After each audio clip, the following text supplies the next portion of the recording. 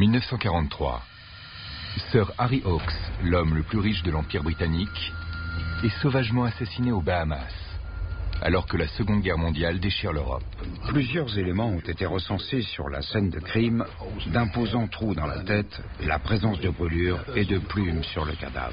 L'assassin a fait preuve d'une extrême violence, car Hawks était un homme robuste. Suite à l'enquête, un monde trouble impliquant corruption policière, argent nazi et monarchie anglaise sera dévoilé au grand jour. Le duc de Windsor était impliqué dans de nombreuses activités dont il aurait dû rester éloigné. Le gouvernement britannique de l'époque est très préoccupé par les fortes sympathies nazies de l'épouse du duc, Wallis Simpson. Wilhelm Hermann Goering.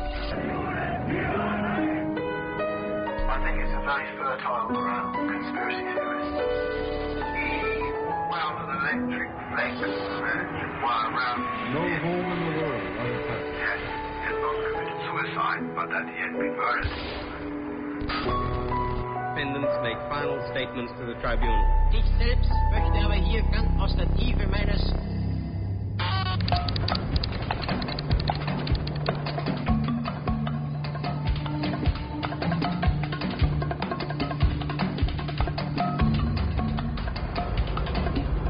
Nassau, capitale des Bahamas.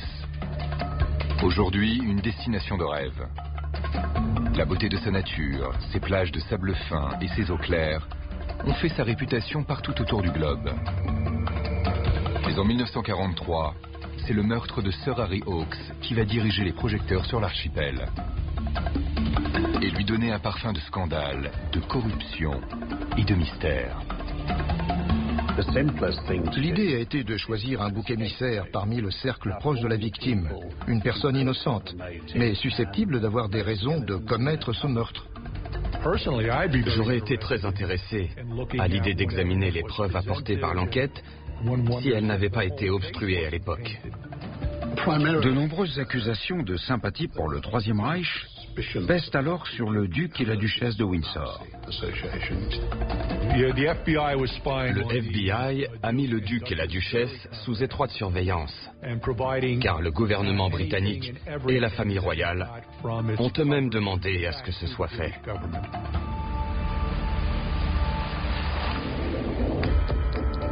Avant sa mort, l'Américain Harry Hawks est un homme très riche et donc influent. Il devient prospecteur en 1889 au moment de la ruée vers l'or dans le Klondike. Il a passé sa jeunesse à chercher le filon ultime et l'a finalement trouvé au Canada à l'âge de 40 ans.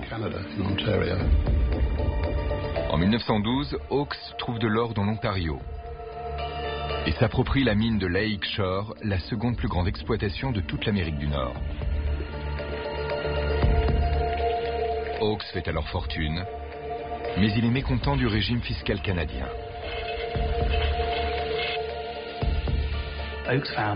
Hawks devait payer 85% d'impôts sur les bénéfices que lui rapportait la mine et faisait partie des gens les plus imposés du pays.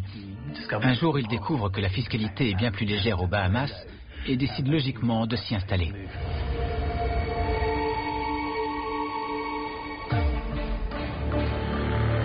Hawks est fait citoyen britannique et chevalier en 1935, puis s'installe dans la petite colonie des Bahamas. Nassau était alors peuplé de 40 000 habitants environ, ce qui est bien moins qu'à l'heure actuelle. La communauté de gens aisés et blancs était assez réduite. La plupart de ces personnes avaient fait fortune dans la contrebande, le blanchiment d'argent, le contournement de blocus et divers types d'activités frauduleuses. Le pays est à la recherche d'investisseurs et Harry Hawks est accueilli à bras ouverts par l'élite locale. Hawks était l'homme le plus riche de l'Empire britannique. Sa richesse était estimée à 200 millions de dollars en 1943. Je n'imagine même pas la valeur d'une telle fortune à l'heure actuelle, mais il serait multimilliardaire.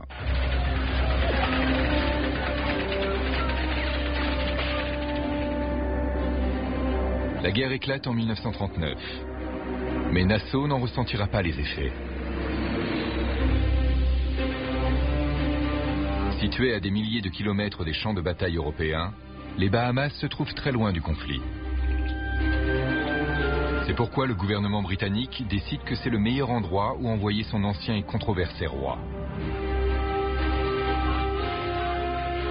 Édouard VIII, duc de Windsor, est nommé gouverneur général des Bahamas en 1940. Gouverneur des Bahamas semble être un poste séduisant, mais pas assez pour une personne qui a dirigé l'Empire britannique. L'île est minuscule, sans grande importance. Le duc de Windsor a vécu cette nomination comme une humiliation. Les journaux américains vont même jusqu'à caricaturer sa nomination en l'annonçant comme le nouveau gérant d'un gigantesque complexe hôtelier au soleil. Le duc de Windsor accède au trône de Grande-Bretagne en 1936, mais décide d'abdiquer la même année afin de pouvoir épouser Wallis Simpson, une femme divorcée. L'abdication et le mariage créent le scandale partout dans l'Empire. En s'installant loin de son ancien royaume, le duc de Windsor se voyait offrir la possibilité de se faire oublier de ses anciens sujets. Le duc de Windsor était devenu embarrassant pour la famille royale et le gouvernement britannique, car quelques années avant le début de la guerre, il a publiquement proclamé son admiration pour le Troisième Reich à plusieurs reprises. Le gouvernement britannique craignait que le duc et son épouse s'abordent l'effort de guerre et que leur sympathie pour le Reich mène à la défaite de la Grande-Bretagne. Ils étaient considérés par Churchill, entre autres, comme nuisibles. Churchill va alors proposer un compromis. Nommer le duc de Windsor gouverneur général des Bahamas. Un poste sans grande importance très loin de Londres, afin qu'il ne puisse compromettre l'effort de guerre britannique. Le couple est accueilli à bras ouverts par l'élite de l'île et tisse immédiatement de forts liens avec Sir Harry Hawks, sa fille Nancy, son époux Alfred de Marigny et Harold de Christie, un riche homme d'affaires originaire de l'île. Harold Christie est alors l'agent immobilier numéro 1 de l'archipel. C'est lui qu'il faut connaître pour vendre ou acheter dans les Bahamas. Si vous vouliez acheter un terrain, une île ou un îlot, c'est à lui qu'il fallait s'adresser. Sir Harry Hawks est très rapidement devenu son principal client. Il lui a acheté d'énormes terrains et des îles. Et avec le temps, ils sont tous les deux devenus des amis proches. Autre figure importante de l'archipel, Axel Wenner-Gren, industriel suédois, un des hommes les plus riches du monde. Ce Suédois était à la tête de l'empire Electrolux. Cette entreprise a vendu les premiers aspirateurs et réfrigérateurs. Puis, elle s'est très rapidement diversifiée dans la Syrie. Et elle est devenue l'un des plus grands fabricants de papier au monde. Wenner-Gren est un personnage à la réputation sulfureuse, du fait de certaines amitiés et activités peu recommandables. Il était un ami de Göring, le numéro 2 d'Hitler, et avait créé de nombreuses affaires pas très claires au Mexique. Cet homme, du fait de sa richesse, pensait pouvoir influencer le destin du monde. Il se considérait tout puissant.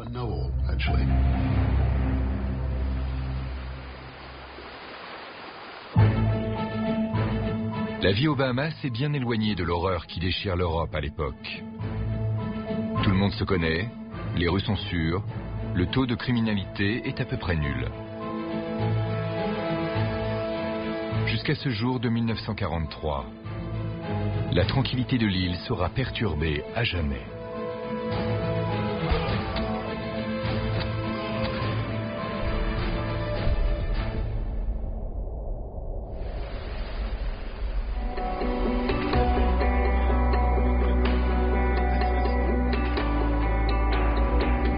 Le 7 juillet 1943, Hawks reçoit des amis dans sa propriété de Nassau.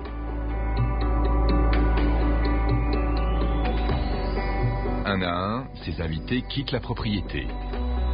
Bientôt, il ne reste plus qu'Hawks et Christie. Ils vont parler affaires et jouer aux dames jusqu'à la tombée de la nuit. Comme souvent, Hawkes propose à Christie de dormir dans une chambre d'amis et chacun regagne ses appartements. Ils se rendent tous deux dans leur chambre et avaient pour habitude de se retrouver le matin sur la terrasse pour prendre leur petit déjeuner ensemble. C'était un genre de rituel accompli à chaque fois que Christie dormait chez Hawkes. Le lendemain matin, Christie va retrouver son ami qu'il pense être endormi. Mais il va faire une macabre découverte. Il entre dans la chambre et découvre que Hawkes a été assassiné. Plusieurs éléments ont été recensés sur la scène de crime. Il avait reçu de violents coups à la tête. L'assassin a tenté de mettre le feu au lit.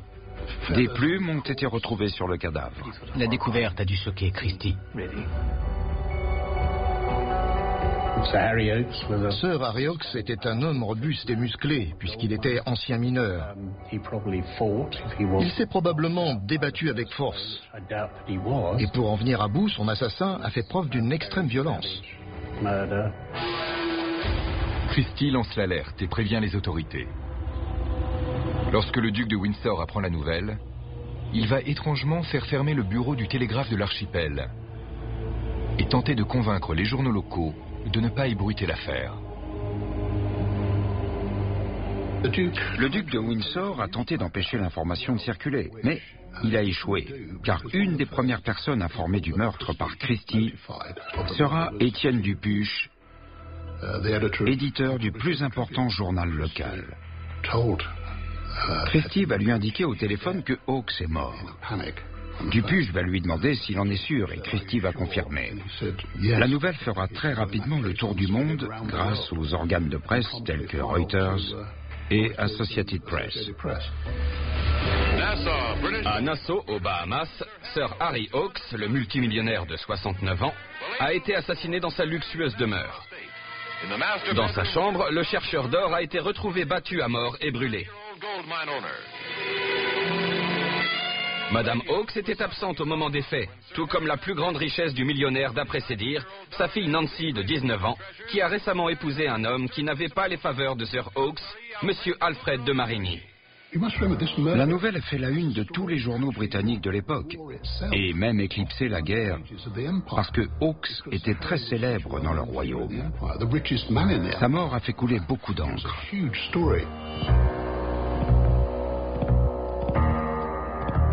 La nouvelle de la mort de Hawkes se répand comme une traînée de poudre.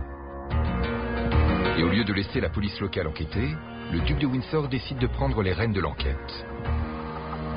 En tant que gouverneur général des Bahamas, le duc de Windsor contrôle l'île. Ce n'est pas juste un titre honorifique. C'est donc à lui que revient la responsabilité de prendre les décisions dans ce genre d'affaires.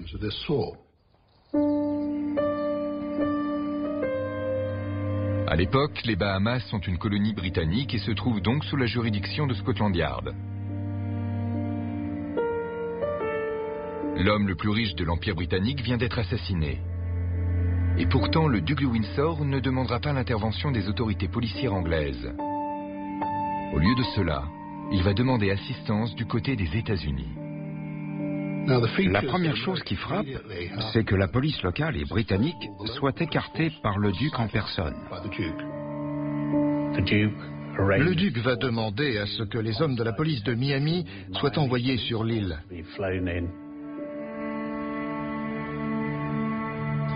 Le duc de Windsor semble inquiet des potentielles découvertes de Scotland Yard en cas d'enquête approfondie sur l'île. Mais que tente-t-il de cacher ? Le duc et la duchesse de Windsor éprouvent une profonde aversion pour Scotland Yard et énormément de méfiance. Ils sont persuadés qu'en étant envoyés sur place aux Bahamas, les enquêteurs de Scotland Yard en profiterait pour espionner le couple et fournir des informations capitales que les époux souhaitent alors cacher et conserver secrètes. D'après eux, cet espionnage serait commandité par la famille royale ou par Winston Churchill, le Premier ministre britannique de l'époque. Le duc de Windsor va clairement empêcher les enquêteurs de Scotland Yard de venir fouiner sur l'archipel. Le duc de Windsor sait déjà à qui il va confier l'affaire. Un officier dont il a fait la connaissance au cours d'une de ses précédentes visites aux États-Unis. Au cours d'une visite officielle à Miami, le duc de Windsor a fait la connaissance du capitaine Melsham. Dès la découverte du corps de Hawkes, il va directement contacter le département de police de Miami et demander à ce que Melsham soit envoyé aux Bahamas. Les capitaines James Melsham et Edward Barker, de la police criminelle de Miami, arrivent sur place 6 heures après le signalement du meurtre. Si le duc tente de dissimuler un secret, qu'est-ce qui lui fait croire que les enquêteurs américains ne le découvriront pas? D'après moi, le duc de Windsor est persuadé de pouvoir manipuler Melsham et Barker. C'est pour cette raison qu'il les contacte. Il souhaite orienter les enquêteurs et leur investigation pour de nombreuses raisons obscures. Très vite, les 2 enquêteurs américains seront fustigés pour leur amateurisme. Ils sont presque arrivés les mains dans les poches. Ils n'ont amené aucun appareil photo parce que Barker avait laissé le sien à Miami. Il va déclarer pour sa défense qu'avant de partir, on lui aurait dit que c'était un suicide et que son équipement n'était pas nécessaire. Ce qui est étonnant, c'est que le capitaine Barker n'a rien fait pour se procurer un appareil photo sur place. N'importe quel appareil aurait pu faire l'affaire pour photographier des empreintes, par exemple, car ils sont adaptables et peuvent avoir plusieurs utilités. Étrangement, Barker ne ressentira pas le besoin de s'en procurer un. Les gens étaient autorisés à entrer et sortir de la maison. La scène de crime a rapidement été contaminée par des traces de pas étrangers, de sable apporté dans la maison, ainsi que de boue, car il avait beaucoup plu durant la nuit. N'importe quel policier sait très bien que l'accès d'une scène de crime doit être interdit pour éviter tout risque de contamination et préserver ainsi les preuves présentes sur place. Ce qui n'a pas été fait dans le cas qui nous intéresse. Au cours de l'inspection initiale de la scène de crime, Barker va indiquer que les conditions dans la chambre empêchent le prélèvement d'empreintes. Barker va déclarer qu'à cause de l'humidité ambiante, le prélèvement d'empreintes digitales, qui était son expertise, est impossible, car il a peur de les faire disparaître et de les perdre. Or, les empreintes digitales étant le fruit de la sueur, lorsque le taux d'humidité est élevé, elles sont plus facilement détectables. À ce niveau, ce n'était même plus de l'amateurisme. On était bien au-delà. L'enquête menée par ces 2 hommes n'était clairement pas adaptée, et la manière de procéder l'était encore moins pour une affaire aussi grave, car un homme avait été sauvagement assassiné.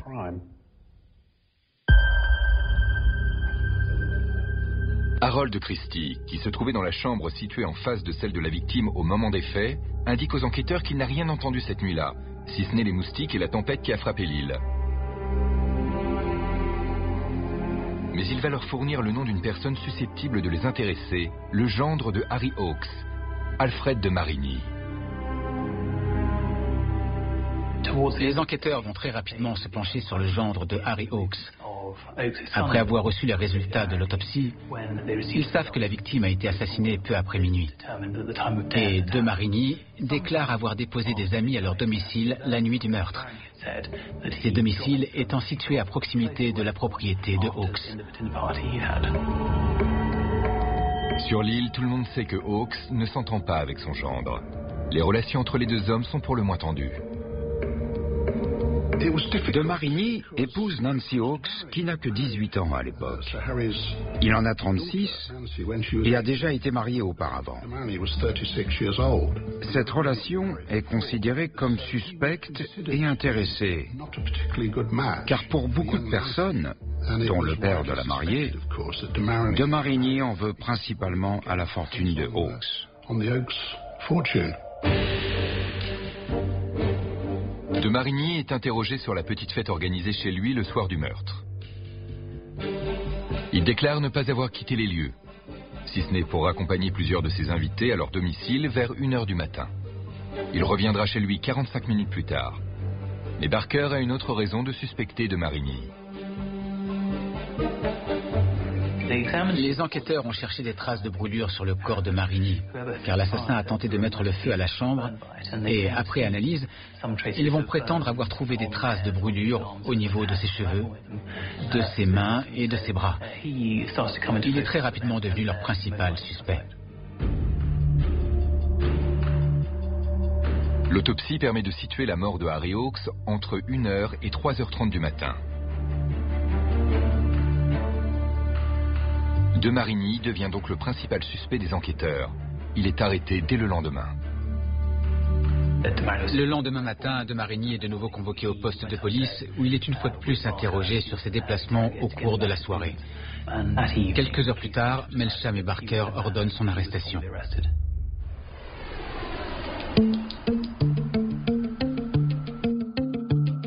Accusé du meurtre de son beau-père, De Marigny risque la peine capitale par pendaison.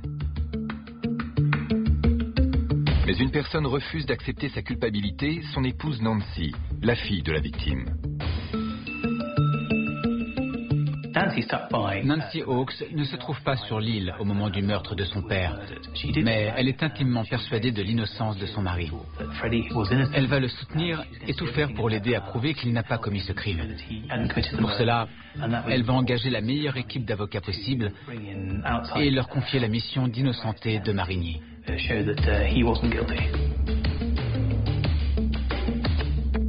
Nancy prétend que l'enquête menée par les Américains est un coup monté pour faire accuser son mari. Elle est persuadée que des membres de l'élite de l'île ont fomenté un complot afin d'éliminer son père. Et elle suspecte particulièrement le duc de Windsor. Alfred de Marigny est la cible idéale pour un tel complot. Sa mauvaise entente avec son beau-père dirigeait tous les soupçons sur lui. Et le duc de Windsor semble avoir tiré les ficelles pour que l'enquête suive cette direction. Il voulait clairement voir De Marigny pendu au bout d'une corde. Et la nomination de Barker et Melsham à la tête de l'enquête avait pour but de mener à ce dénouement. Le duc de Windsor méprise De Marigny et c'est réciproque. Tout le monde sur l'île est au fait de cette haine cordiale. De Marigny était un provocateur qui savait très bien appuyer là où ça faisait mal, grâce à de petites piques discrètement envoyées ici ou là. Il surnommait le duc le roi déchu nommé gouverneur d'une île de 3e zone. Il faisait tout pour le ridiculiser. Et ça, le duc de Windsor ne l'a jamais oublié. Mais cet antagonisme et ces petites attaques sont-elles des raisons suffisantes pour fomenter un tel complot? Si ce n'est pas le cas, De Marigny avait-il des raisons d'éliminer le père de son épouse?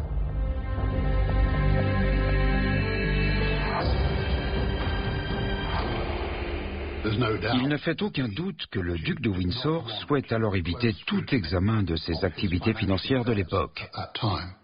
Une enquête approfondie sur le meurtre aurait révélé des affaires pas très claires de sa part, mais aussi de la part d'autres membres de l'élite de l'archipel. C'est pourquoi ces policiers américains se sont vus confier l'enquête.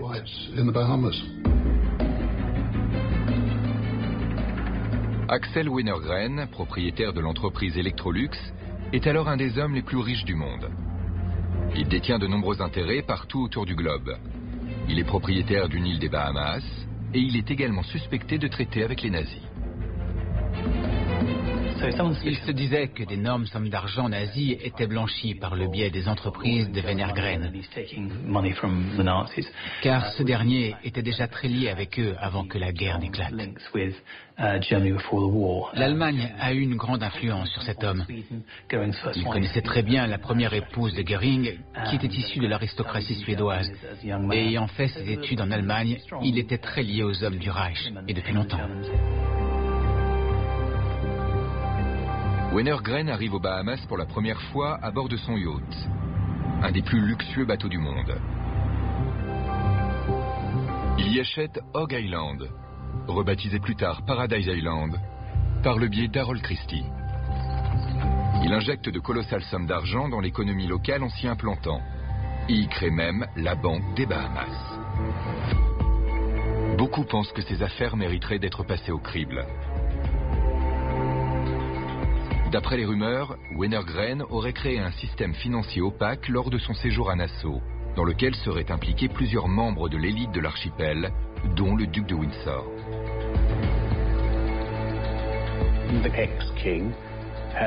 Le roi déchu est passé de privilégié riche et puissant à quidam sans aucune autorité. Il était soupçonné d'être impliqué dans de nombreuses transactions illicites. Le duc est suspecté de blanchiment d'argent et d'autres activités suspectes. Le duc de Windsor avait besoin de beaucoup d'argent pour préserver le mode de vie qui était le sien avant son abdication.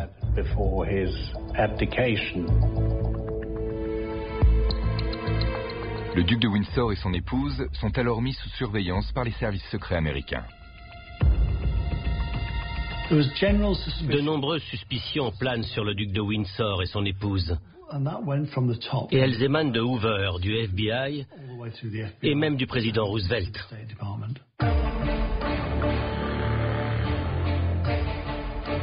Le FBI mènera une enquête complète sur le couple, dont le dossier sera finalement dévoilé au public. J'ai entre les mains le rapport et le dossier monté par le FBI et rendu au mois d'avril 1941.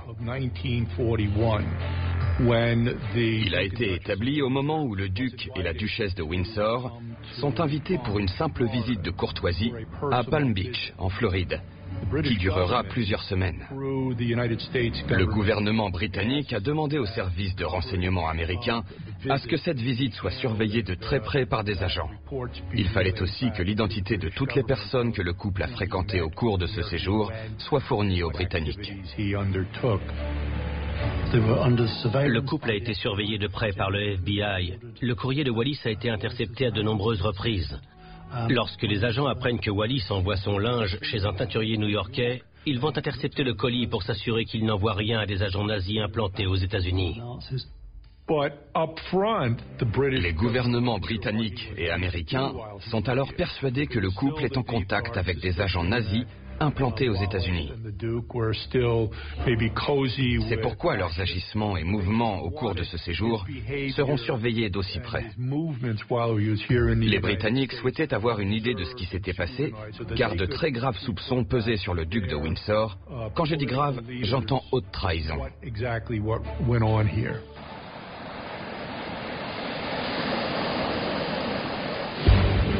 Le duc de Windsor n'est pas le seul à être surveillé par le FBI. Les Américains considèrent Axel Wenner-Gren comme une menace, à tel point que le FBI va constituer un dossier sur cet homme. À ce jour, c'est le plus gros dossier jamais constitué sur une personne. En 1942, le duc de Windsor se voit ordonner par le gouvernement britannique de cesser toute relation avec Wenner-Gren, qui est banni de l'archipel. L'ambassadeur britannique sur place et Churchill lui-même lui ont sommé de s'éloigner de l'homme d'affaires suédois. Le duc de Windsor fera ce qui lui est demandé. De son côté, Wenner-Gren s'exile au Mexique. Bien que banni de l'archipel, Wenner-Gren s'y rendra secrètement pour s'entretenir avec le duc de Windsor à plusieurs reprises. Le contenu de ces discussions est inconnu. Mais beaucoup pensent qu'elles étaient liées au nouveau négoce mexicain du Suédois qui impliquait Harold Christie et Harry Hawks.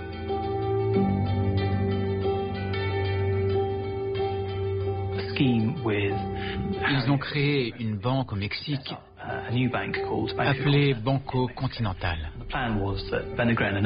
Oakes et d'autres ont investi $325 000 chacun, soit plus de 4 millions d'euros actuels.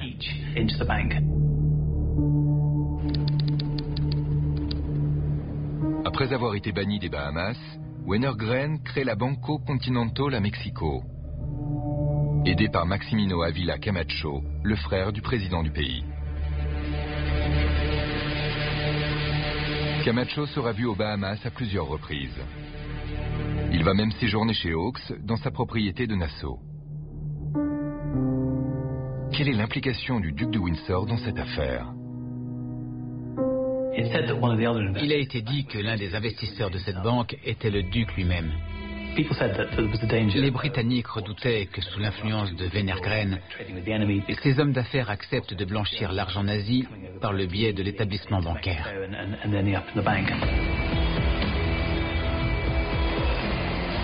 Faire affaire avec l'ennemi est considéré comme un acte de haute trahison. Le genre de crime sur lequel le gouvernement britannique ne fermerait clairement pas les yeux. Est-ce la raison pour laquelle le duc de Windsor a souhaité écarter les autorités de son pays de l'enquête sur le meurtre de Harry Oakes? Le duc de Windsor savait que les autorités britanniques le soupçonnaient d'entretenir des liens étroits avec les nazis. Et les dernières personnes qu'il souhaitait voir débarquer à Nassau pour enquêter, c'était le FBI et Scotland Yard. Au point de faire inculper De Marigny pour un meurtre qu'il n'a pas commis. Notre cher collègue caméraman filme l'arrivée de l'accusé et du jury qui va devoir juger de la pertinence d'une empreinte digitale, d'une chemise disparue et d'une casquette. Voici le procureur de la couronne, maître Alfred Adderley. La défense, menée par les maîtres Hollander et Higgs, et les enquêteurs américains, Barker et Melcam, qui seront appelés à la barre pour dévoiler leurs preuves. Alfred de Marigny est le coupable idéal. Sa vie va se jouer au cours de ce procès. Il va avoir besoin d'un bon avocat. Le meilleur de l'archipel se nomme Alfred Adderley. Mais il a déjà été engagé par la partie civile. De Marigny se tourne alors vers Godfrey Higgs, un très bon avocat, mais pas vraiment spécialisé dans les affaires criminelles. Adderley avait déjà plaidé dans de nombreux procès pour meurtre. Higgs n'en avait qu'un à son actif, qu'il avait perdu, et contre Adderley en plus. Toujours soutenu par son épouse, De Marigny engage Godfrey Higgs et un détective privé afin de préparer le procès à venir. Nancy Oakes, l'épouse de Marigny, va engager de nombreux spécialistes, dont un détective privé américain à la très bonne réputation.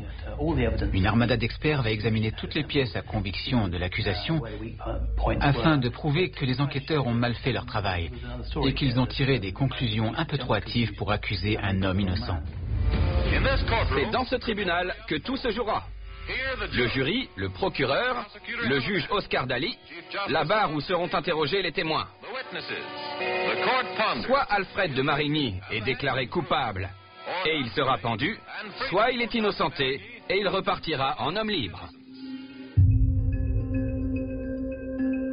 De Marigny est appelé à la barre et pendant des heures, les preuves contre lui seront énumérées. La plaidoirie sera basée sur la vengeance, la haine et l'appât du gain. L'accusation va admettre qu'elle ne dispose pas de preuves accablantes, mais de plusieurs éléments qui, mis bout à bout, prouvent la culpabilité de Marigny. Adderley va user de son savoir-faire pour progressivement passer la corde autour du cou de l'accusé. Il va insister sur le fait que De Marigny ne s'entendait pas du tout avec son beau-père Harry Oakes, qu'il n'a aucun alibi au moment du meurtre, qu'il présentait des traces de brûlure et qu'il n'a pas pu présenter la chemise qu'il portait le soir du crime. Pour l'accusation, la mort de Oakes permettait à De Marigny d'empocher le pactole par le biais de son épouse. L'accusation dépeint au jury un portrait de De Marigny peu favorable.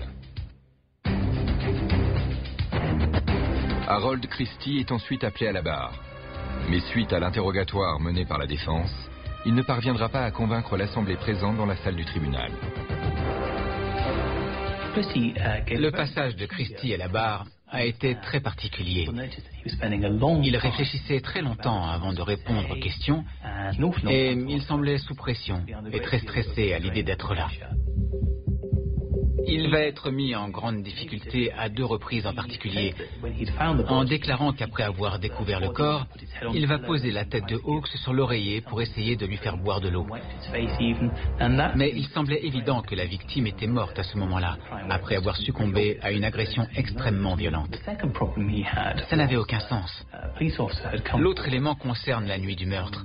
Christie déclare qu'il dormait dans sa chambre, mais un officier de police certifie avoir vu passer une voiture dans le centre de Nassau avec Christie sur le siège passager.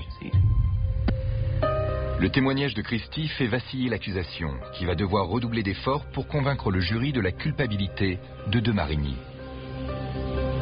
Et elle espère y parvenir grâce à une empreinte digitale que l'on appellera la pièce à conviction J. Cette empreinte digitale était censée prouver la culpabilité de De Marigny. L'empreinte digitale a été découverte par l'inspecteur Barker sur le lieu du crime et ne sera présentée à la cour qu'en fin de procès.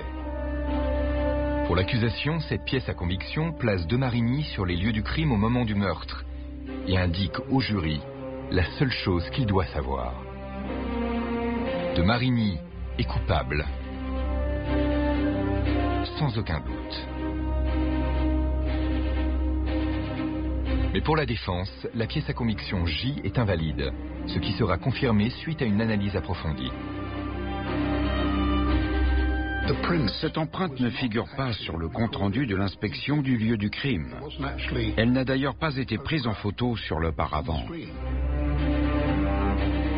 Barker, qui a laissé son appareil photo à Miami, n'a pu photographier l'empreinte soi-disant trouvée sur le paravent de soie. Il était très suspect qu'une preuve indiquant clairement la présence de De Marigny sur les lieux du crime au moment des faits, et donc sa culpabilité, fasse son apparition aussi tard dans le procès. Bien qu'ayant été retrouvée sur un paravent de soie tissée, cette empreinte est parfaitement intacte.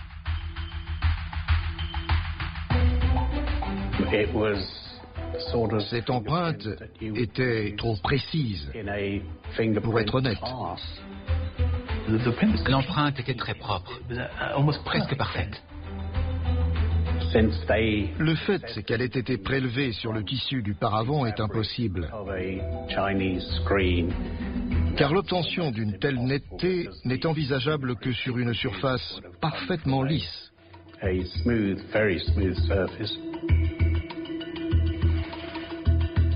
La défense de De Marigny passe à l'attaque. Barker semble mal à l'aise au moment de son passage à la barre et ne parvient pas à répondre clairement aux questions qui lui sont posées.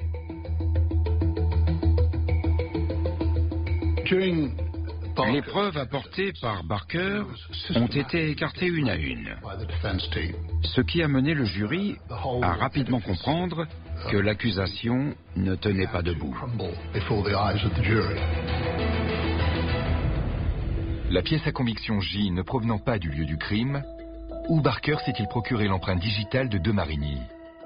Le plus simple et classique était de récupérer l'empreinte sur un verre. Acculé, Barker, pour lier De Marigny au crime, a très probablement récupéré son empreinte digitale sur le verre qui lui a été offert lors de son premier interrogatoire. Puis il va ensuite déclarer qu'il l'a prélevé sur les lieux du crime. La défense est parvenue à prouver que l'empreinte prélevée par Barker ne venait pas de l'endroit où il disait l'avoir trouvée. Et cela a remis en cause toute l'accusation. Aux yeux des jurés, l'enquêteur américain ne disait pas la vérité, ce qui les a amenés à remettre en question toutes les preuves dévoilées par l'accusation au cours du procès. L'accusation était à terre et n'allait pas s'en relever.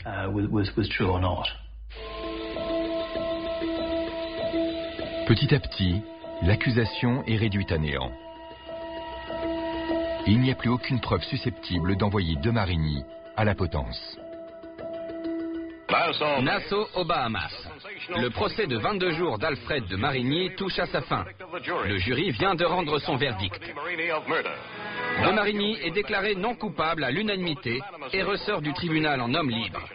mais il est cependant contraint de quitter l'archipel et de retourner sur son île natale, l'île Maurice. De Marigny est innocenté, mais contraint de quitter les Bahamas. De nombreuses questions vont rester sans réponse, dont deux très importantes. Pourquoi le duc de Windsor a fait venir ses propres enquêteurs? Et leur a-t-il directement demandé de faire accuser de Marigny? Le fait de faire venir des enquêteurs de Miami a été une preuve de négligence de la part du duc de Windsor. Il aurait logiquement dû faire appel aux autorités de son propre pays pour mener cette enquête. Certains disent que ce choix était prémédité, et j'en suis intimement persuadé. Barker et Melsham sont probablement arrivés avec les meilleures intentions du monde, mais je pense que la pression sur le terrain était telle qu'ils ont été contraints de faire ce qu'il leur a été demandé de faire. Ils se sont exécutés sans poser de questions et sans fouiller là où tout policier digne de ce nom aurait fouillé. Le duc de Windsor a clairement tenté d'influencer l'enquête en faisant appel à Melsham et Barker et en les dirigeant vers de Marigny. Il a voulu que l'enquête soit bouclée au plus vite afin qu'elle ne prenne pas trop d'ampleur. Le duc de Windsor est alors impliqué dans de nombreuses activités dont il aurait dû rester éloigné, comme le blanchiment d'argent et la fréquentation de cercles peu recommandables pour une personne liée à la couronne britannique.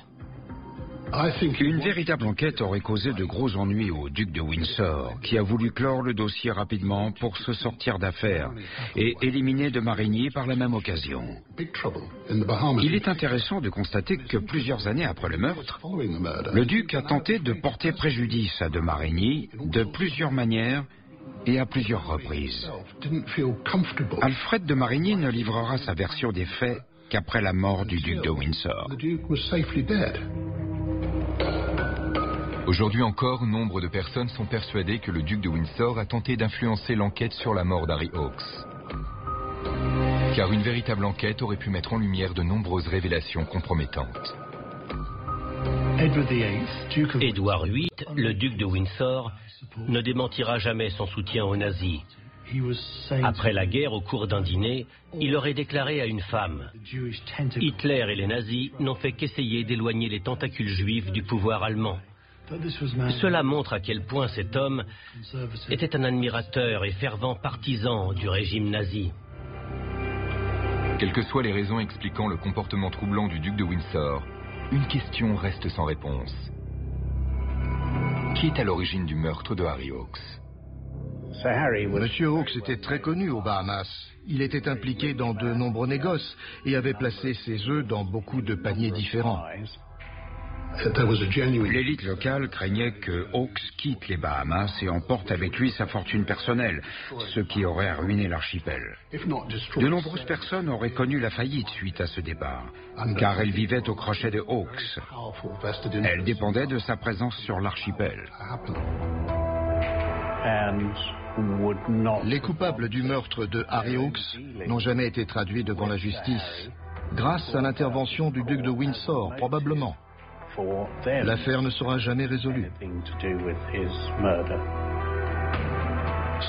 Il ne fait aucun doute que le duc de Windsor s'est vu demander de garder l'affaire sous contrôle. C'est d'ailleurs très rapidement devenu un sujet tabou sur l'île. D'après moi, ce n'est qu'une affaire entre entrepreneurs locaux qui a pris des proportions démesurées et s'est mal terminée.